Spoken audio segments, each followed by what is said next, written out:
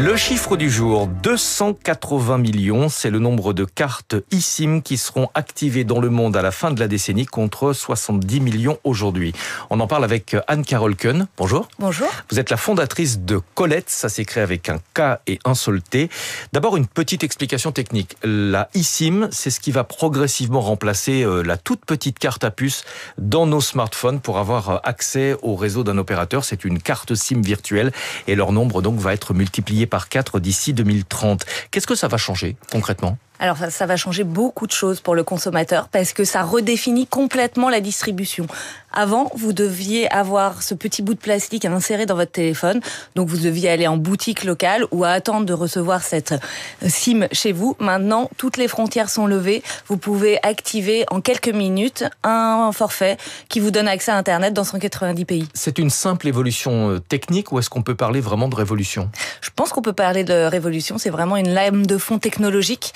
On l'a dit, ça va être multiplié par 4, 70 millions d'eSIM aujourd'hui, 280 millions d'ici 2030.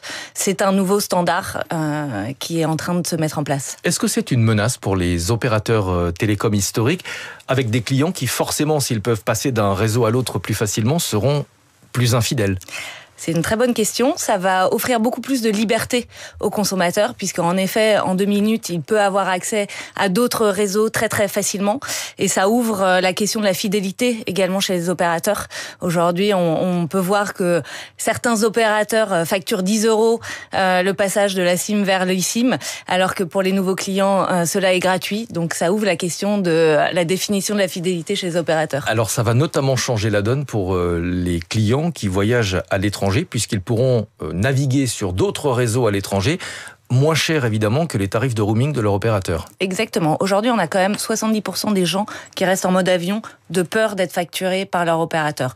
Demain, ils vont pouvoir, et dès aujourd'hui, ils peuvent très simplement passer par un autre partenaire, télécharger une application, choisir leur destination, prendre un paquet de gigas, 1 giga, 3 gigas, 5 gigas, jusqu'à 20 gigas, et activer leur eSIM instantanément. Ça, c'est ce que vous proposez. C'est intéressant uniquement pour les personnes qui voyagent à l'international ou est-ce que ça va changer également la donne en France ?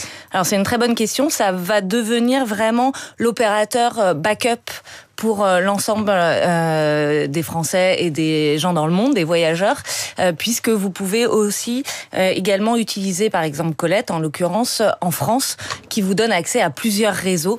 Donc si vous avez par exemple Bouygues et que vous allez à la montagne et que Bouygues ne capte pas là-bas, vous pouvez passer de Bouygues à Orange ou à SFR. Donc en pratique, ça va permettre aux clients en France d'avoir accès aux 4 réseaux des opérateurs tricolores. Exactement. Ouais, donc effectivement, ça change la donne. Vous dites que ça va permettre de nouvelles fonctionnalités, par exemple. Alors, chez Collect, on est vraiment obsédé par l'expérience client, c'est très important. Et donc, on a en effet imaginé plusieurs fonctionnalités.